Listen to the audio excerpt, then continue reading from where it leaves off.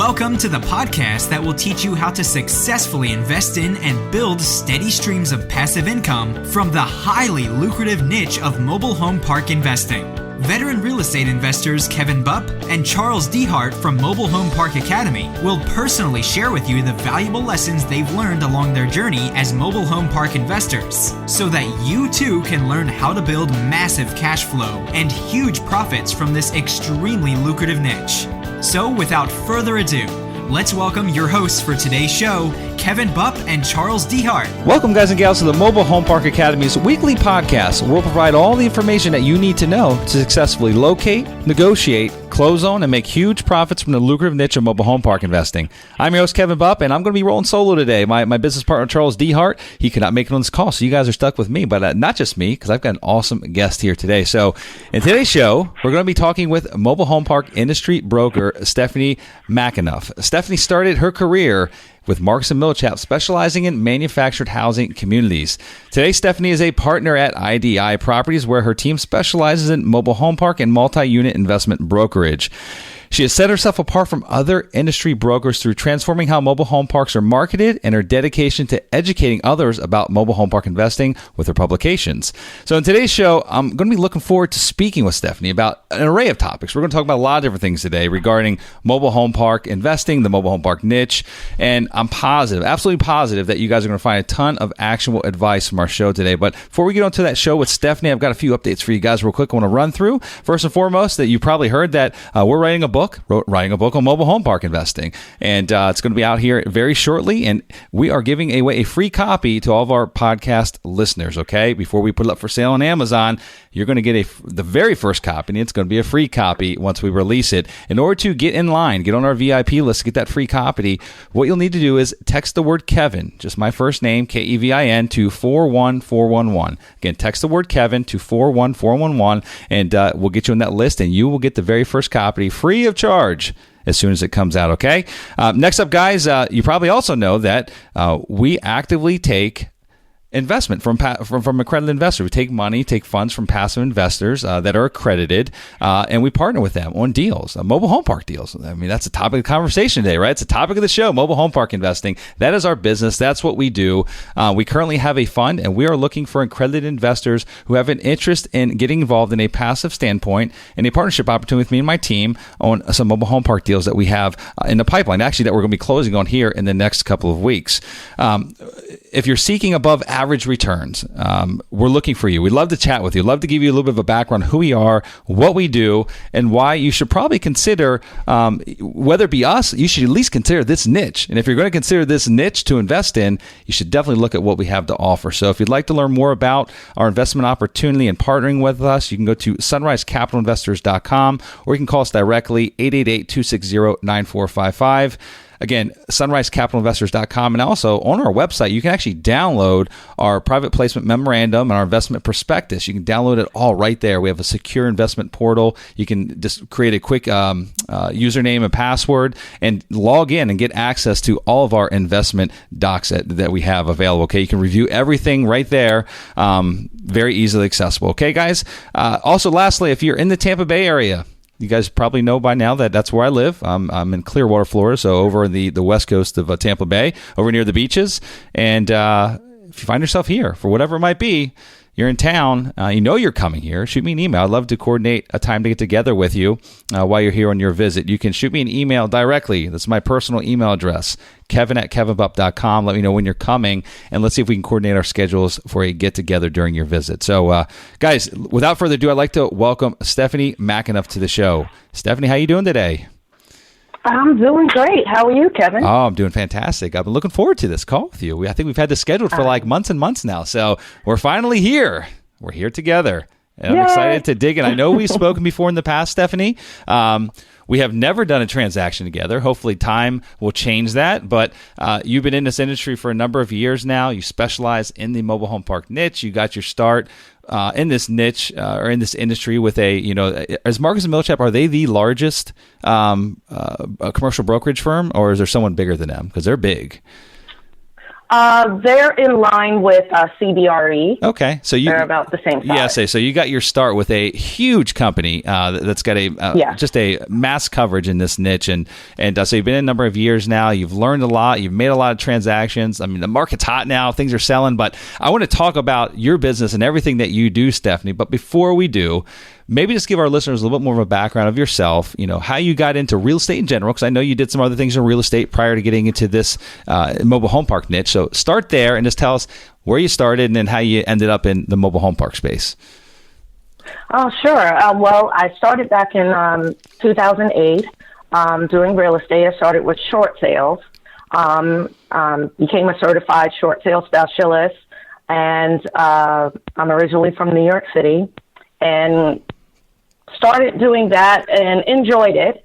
But when the market started changing, realized that I needed to make a move to something different. Had a mentor, and my mentor at the time owned a small mobile home park and suggested that I look into mobile home and mobile home park investing. Was very fortunate and was able to connect with a few property managers.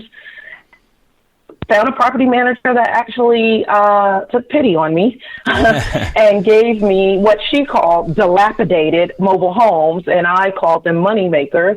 And she gave them to me for free because the park was going business and they were converting over to apartments.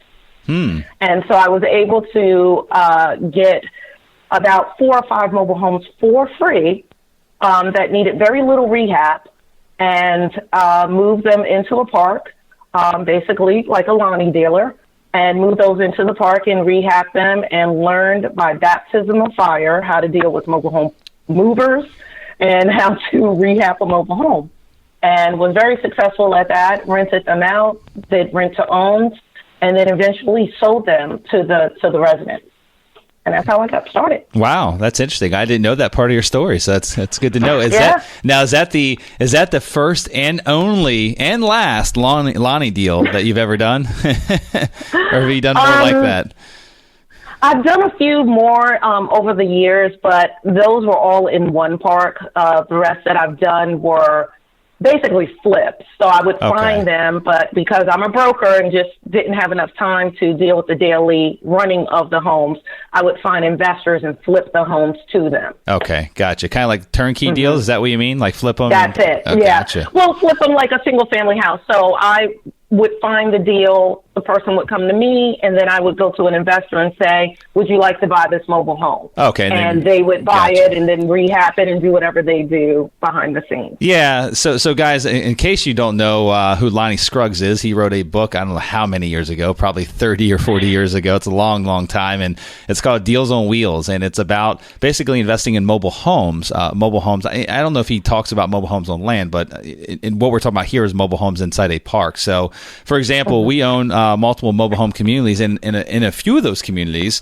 some of the trailers are actually owned by investors that don't live in them, and they're rentals. They rent them out, and they pay us the ground rent or the lot rent, and then they make the spread between the lot rent and the rental amount. So if it's renting for $650 and the lot rent's $200, they make $450 gross each and every month. So that's their business model, and that's what we're talking about here. So it's a good way to definitely get started. It's a very inexpensive way to get started in real estate in general. It's probably one of the cheaper methods of getting involved in fixing and flipping and getting into cash flow type of investments. But so that's what a Lonnie dealer is, in case you guys didn't know. I just want to clarify that. So Stephanie, talk to me about, have an idea now of, I guess, a little bit of an idea why mobile home parks, but you could have gone any other route. I know you got your trial by fire by buying these four dilapidated homes. They were inside a park. But what really attracted you to this niche? Because that's enough to, I guess, persuade you to a certain extent, but like there's so many other options or other roads you could have taken as far as the brokerage arm is concerned. So what really was the tipping point for you of like, this is definitely the niche I want to focus in. I'm going all in here. Mobile home parks, here I come. Yeah, well, I fell in love with mobile home parks and the way they're literally, because it was a niche that I want to do as an investor. Yeah, okay. As well. Got it. So remember, I started off with homes, and eventually the goal was to buy my own park and to be on the investor side. Yep. However, I had a friend that worked at Marcus and Millichap that was in Atlanta doing mobile home parks. They were just getting started, and they knew that I was doing the investment arm of it and asked if I wanted to, partner up or do brokerage and do it specializing in mobile home parks. And the idea was, because I had the background on the investment side, why not do brokerage? Because then I could talk the talk and walk the walk from both sides. Mm-hmm. Gotcha. And so when did you actually get into the brokerage arm? What year was that? I got into brokerage in 2007. Okay. So, and that was with Marcus and Millichap? That's when you got your start there? When I got my start with Marcus and Mill was 2013 is when I started with Marcus and Millichap. Okay, so we got 4 years there as a, with a larger, I know you're with a different group now, but with a big firm. Talk to me a little bit about, the final decision to go on the brokerage side and not on the investor side. And I know that I think you do both. I'm not sure if you own parks today or not, but I know a lot of brokers do. But what was that? What made you push for the decision to really start on the brokerage side versus just going at it on your own and buying a park? Well, for me, I was already doing brokerage in some capacity, residential side, but I wasn't doing it as far as commercial. Okay. And I wanted to learn commercial brokerage. And I wanted to learn also about mobile home parks. And at the time, I wasn't ready to invest in a park, but I didn't want to lose my momentum. So the way to stay a part of the industry was to just go ahead and do brokerage and do mobile home park brokerage. And that way, I'm still learning the business, and I'm learning a lot of detail about the business just from a different angle. Got it. Okay, so what kind of changes? Because we've been in the business now for, I guess, about 5.5 years or so, from the time that I really started sticking my toe in the water and getting serious about this niche. Lots of changes have occurred, right? So I want to talk specifically to like your time frames. I really want to go to 2013 because I know Marcus and Millichap has when you went to Atlanta there, did they already have a mobile home park division? Is that you went to work for their mobile home park division? Yeah, they had one person, which was my friend, that was just starting. Okay, got it. And so he needed a little help getting ramped up, and so that's how I fair enough. Help him ramp up. What changes have you seen in the industry as a whole, and from 2013 to today? Because there's been a lot. Just amazing overall changes. Yeah, overall. Like, give us a general idea. If you could just give us a summary of what you've seen. I mean, from your own perspective, because I've seen a lot. I've seen a ton. I mean, they're mostly all positive. Yeah. Other than the prices of stuff, I don't like paying as much as what they're selling for today. That's very true. 2013, you could find people that would be interested in selling their mobile home park. But back then, when you called them, they would say, you're never going to find me a buyer because no one wants to buy a mobile home park. No one knows about mobile home parks or trailer parks. And in some cases, they were true. I could not find as many buyers as there are today. Today, you just literally hint that you have a listing or a park is for sale, and you have tons of interested parties. But back then, that wasn't the case. I basically had to beg people to even look at the listing because they didn't want to get into it. They thought it was too much of a hassle. Interesting. And a liability. At this point in time, when you were first with Marcus and Millichap, was that primarily in the Georgia market? Is that the state you focus in, or were you still also going for the Southeast? Yeah, I was just going for the Southeast. So I had listings in North Carolina, South Carolina, and Georgia, and it was difficult to find buyers that were not familiar with mobile home parks to invest. So it just wasn't a lot of buyers back then. unfortunately, people like me, and there's plenty of other people out there that are releasing the secret that mobile home parks are a great investment. And that's it. Yeah. I mean, I'm not going to give all myself the credit, but we definitely help to get the word out there. So, but it's a good thing. It's a good thing for the entire industry. You know, the industry still has a negative stigma in some regards, but it's making a turn for the better overall in industry as a whole, and lots of positive things are changing.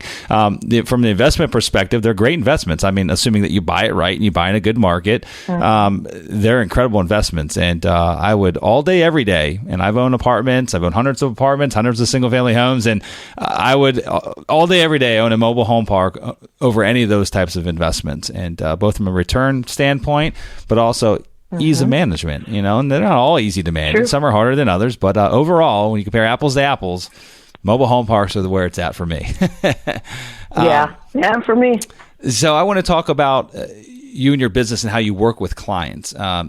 Speak to that a little bit. I mean, I'm assuming that most people that listen to the show, I mean, at least they have a really good idea of what role you play of being a broker and specializing in this niche. But just in case there's some that don't, explain a little bit of how you work with clients and what service you provide. Well, I, as a broker, I'm actually a recovering broker. I want to put that out there. And what that basically means, if you don't mind, I can tell you a quick story, and then it'll explain why I say I'm a recovering broker. Sure. If that's okay with you. Yeah, all right. Absolutely. So this story is about a top producing commercial real estate broker. Okay. This broker was walking down the beach, and he found an oil lamp. And he's ever the visionary. So after countless hours of, listening to Tony Robbins seminars on his smartphone, he rubbed the lamp, and lo and behold, a genie came out. And the genie said, I'll grant you 3 wishes, but since you're a broker and you need to learn humility, for every wish you are granted, your biggest rival will get double whatever you wish for, X, and free split. Clearly, this genie had met other brokers before. The broker thought long and hard, and finally, about 5 seconds into it, he accepted the genie's offer. And he said, look, I wish for $10 million.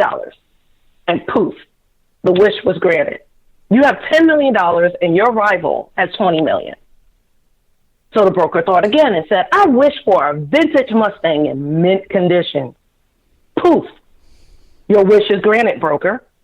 You now have a vintage Mustang in mint condition, and your fiercest rival now has 2. You have now used 2 wishes, and you only have 1 left. Choose wisely. What is your final wish, broker? And the broker thought about it and said, this is going to be hard.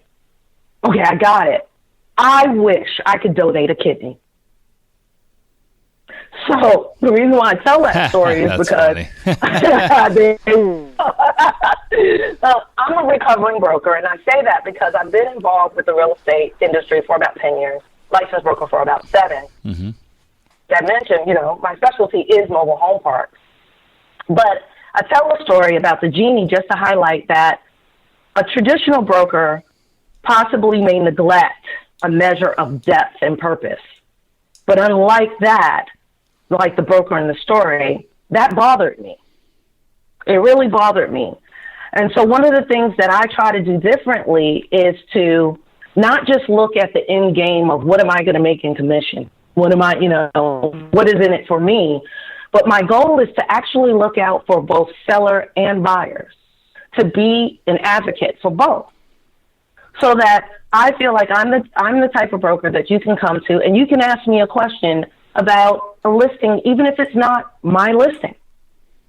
If you have questions on it, like, I don't know if this is a decent cap rate, or if this is, too many park-owned homes, or I'm running into this issue with management of, finding a manager or finding someone to finance the park, etc. My goal is to become the overall person in the industry. Remember, I started out as an investor, investing in the homes themselves. Now I'm doing brokerage, and I'm actually in the process of negotiating to buy a park. So I have the avenues of all aspects of the business. And so I would love for people to look at me as the type of broker that you can come to and just talk business, talk shop. Mm-hmm. Okay, fantastic. Now I'm going to ask you the tougher question, Stephanie. You still there? Go for it. Okay. I'm here. Okay. I'm about to run, but I'm still here for now. Yeah, okay.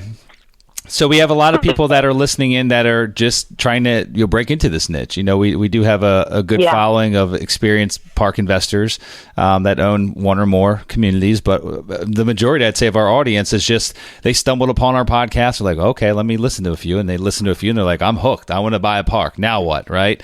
And one of the first pieces of advice that I think a lot here, maybe it's not it's nothing against brokers. Okay. So that's why I'm going with this question is like, how do I find a park? Well, there's many different ways you can find a park. You can go to a specialty broker like yourself. You can go on the MLS, you can go on LoopNet, you can go on mobilehomeparkstore.com. You can go knock on a door, the owner's door of the mobile home park. You can do many different ways. Right. And so the challenge, but so on the flip side, that's a challenge I hear from new buyers. They go out and they try to build a relationship with a broker that's in this industry. And in today's day and age, we know that a good property, even whether it's a park or an apartment building or anything else, it gets listed.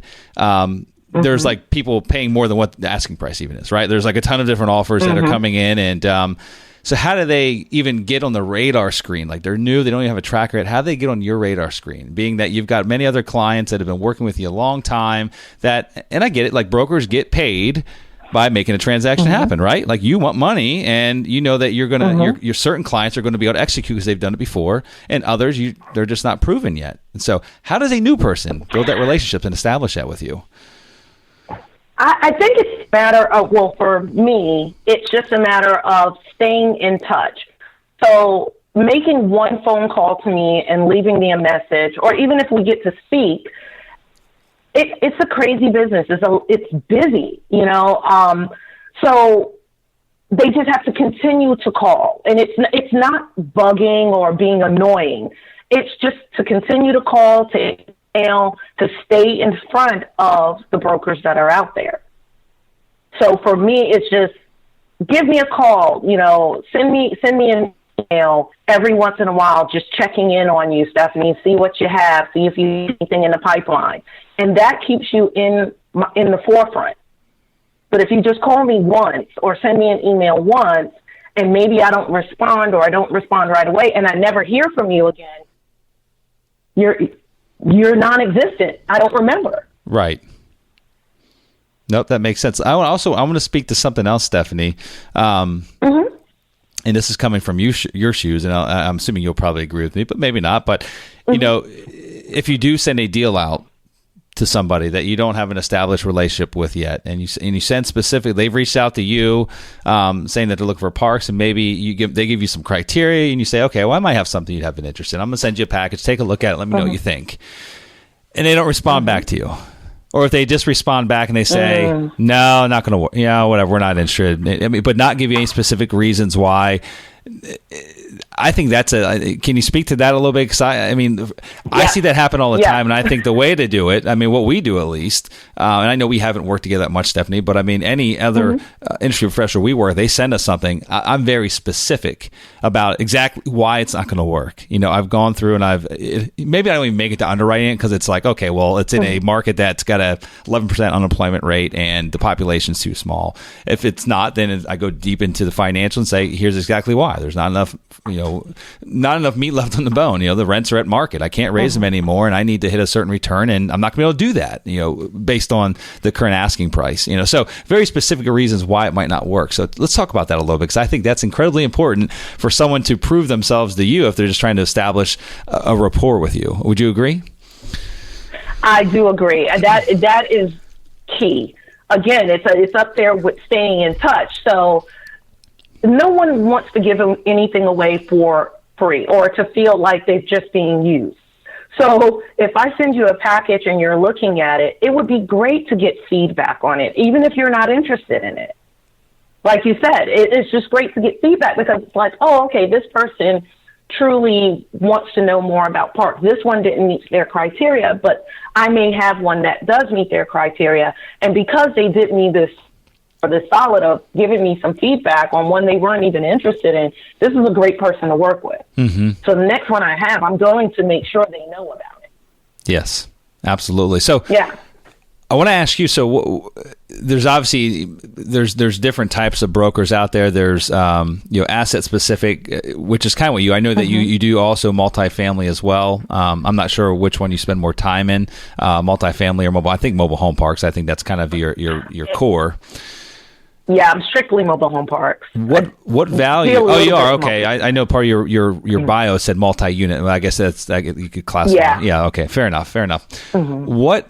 What separates you from the other brokers? Obviously, there's lots of brokers out there. There's some that are just general brokers that will sell anything that comes their way, right?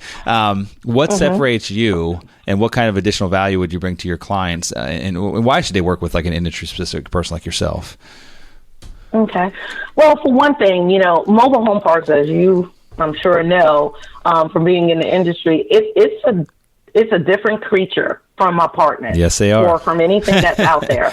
So you really have to know what you're doing. You need to know every aspect of it, from, what's the difference between a park-owned home and a rent-to-own home, or I should say rent credit, using the rent credit program, where to get homes. That takes a special skill set. So I think for me, specializing in mobile home parks, I wanted to learn or know pretty much every aspect of the business. I know what it takes to move a home and set it up, and, the different criteria that may get from the county. I feel like what sets me apart is that I actually talk to buyers. I talk to sellers. I talk to lenders, and I find out what is it exactly that they're looking for their aspect of business. And what I've decided to do was to bring everyone together. And I did that by creating the McAnuff model.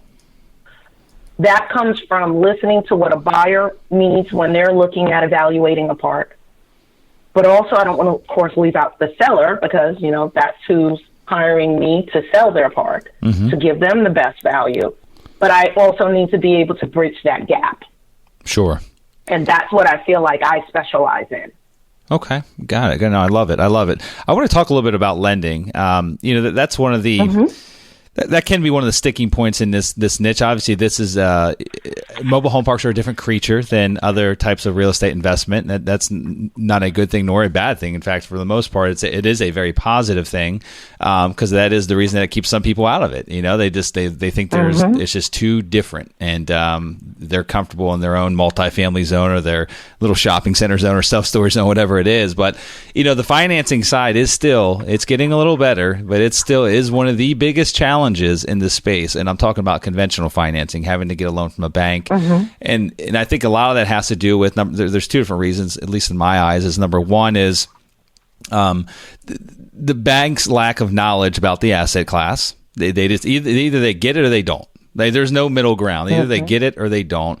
On top of that is there's so many parks out there that are owned by mom and pop operators that just are horrific bookkeepers. And so that paired with the banks, a lack of understanding, or the banks that, I guess, also the banks that actually have the understanding, the lack of those available, is it's a recipe for frustration sometimes. So talk to me a little bit about that, and, what advice you would give to someone that's looking at this niche that might have those concerns? Because I like to be, you're a very transparent person. I'm very transparent as well to those that reach out and say, hey, I have an interest in this niche. Like, what should I be concerned about? Like, what should I be worried about? And the first two things I say is what? Financing can be a challenge, not always, can be challenging, and also private utilities. Not saying stay away from them, just know what the heck you're getting into and do your due diligence. Yes. As far as lending is concerned, if we're let's look at both aspects. If I'm speaking with a seller and it's a mom and pop owner that, kept the rent roll in the back of a newspaper or something like that, I tell them the first thing they need to do is to get their books and records in order. I do offer that as a service. I do that separately, and I offer it as a part of my brokerage. So if I have a listing and the person's books and records are a complete wreck, before it even makes it to the market, I go through and I make sure their books and records are organized so that a buyer can then take that information to the lender. So I take those rent rolls, we type them up, We put them in a systematic format. We take those receipts and everything that they may have and put them in an Excel spreadsheet. So we organize them. So my first suggestion to any sellers that may be listening, owners, operators, is your investors, make sure that your books and records are in a really great format. It doesn't have to be a fancy program. It can be Excel, but they need to be in a format that when and if you ever decide to sell your park, a lender or a buyer will have that information so that they can make an informed decision. Mm-hmm. Then on the other hand, for buyers, it's just a matter of being patient, not just because a mom and pop's owner's records are not in the best order. Does that mean that that park is not making money or it's not running efficiently? It just means that you're going to have to do a little bit of work to help them to get those books and records in a format to allow you to be able to go to the lender with them. Yep. Or, of course, you and I know we may have to bridge the gap and ask for some seller financing for a period of time so that you can then move on to get bank financing. Yes, absolutely. And then you're right. Lenders right now are just getting a lot better because they're seeing that it's double-digit returns and et cetera. But they still have the concern of these are homes on wheels. Our assets can literally roll away. So I think that is the concern for a lot of the lenders. But some of them are loosening up and realizing we can offer financing on the land and not on the home. And then now you have these new niche companies that are offering financing on the home, which is great. I'm loving all the changes in the industry. Yeah, one of the North Carolina and South Carolina, I don't know what it is, but I feel like the banks there, like I'm talking community banks. I'm talking like under $1 million. I think maybe you and I have shared some emails about this. They're challenging. They're different than the rest of the country for whatever reason, which you can look at as a positive or negative, which the positive side would be if you can't get financing, either can anyone else in. So maybe the seller has to finance. That's how I look at it. True. But banks are coming around. I could tell you once you get over the $1 million mark, and you'll agree with this, is that it gets a little easier. There's a lot more lending options once it's a higher loan amount, which sounds weird to some people that are just, maybe if you're just getting started in real estate, that a bigger loan might be easier to get than a smaller loan. But you're just dealing with different types of lending institutions rather than just a local community style bank. So, okay, well, good deal. Well, I want to talk to you about the markets you focus in. I know you're in the Southeast, so give us an idea of what that encompasses. And then in addition to that, like, what are the average size parks that you typically market? Okay, so my market, Southeast, is typically North Carolina, South Carolina, Georgia, Virginia, and Tennessee. Those are the states that I mainly focus on.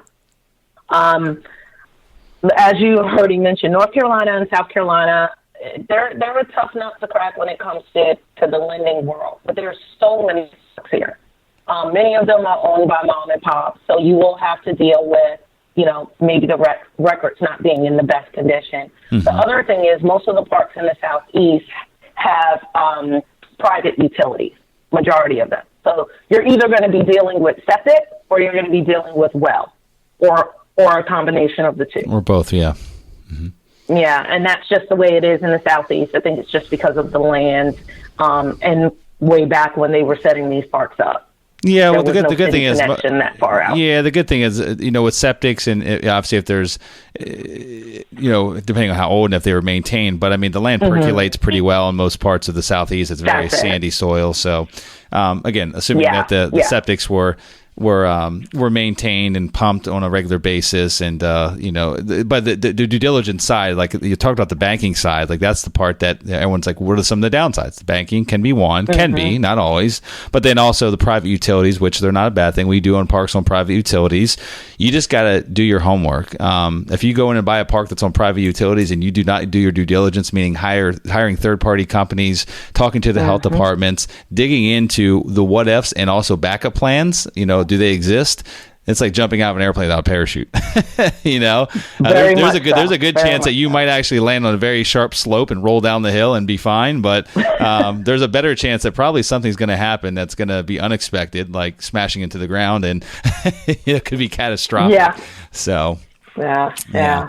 So what advice would you give to new investors that are looking to get into this space? Like I said, a lot of our listeners are fairly new. They're just getting introduced to this space, and just general advice. What would you tell them? I would say advice would be, there's so many different aspects of this business that you can launch and enter to learn about. So if you're in a situation where you're like, it's just a little too much, it seems overwhelming, I'm a little hesitant to go out and buy a park, then start off with just the home.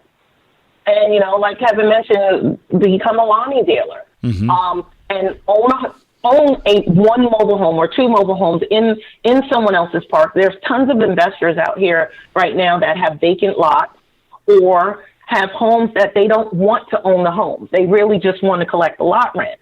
So maybe connect with some of those individuals. And for those that are looking to get into parks, my thing is to do your research. Don't be scared of private utilities, like we just mentioned.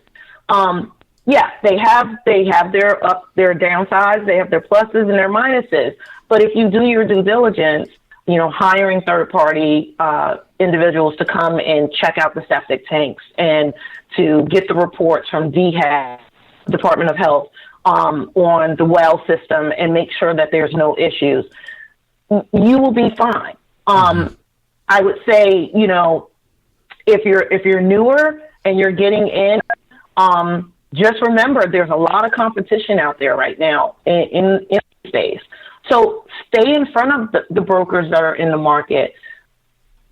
Believe it or not, you can call park owners. If you drive past a park and you see a sign and you park and I may want to own that, give them a call. Yeah. See if they may be interested in selling their park. You never know. There's just so many avenues of entry into the business. And that may sound strange for a broker telling you just call them directly, but I'm a big believer in there's plenty to go around, and you can find a park, you can enter into this business. You just have to have some patience.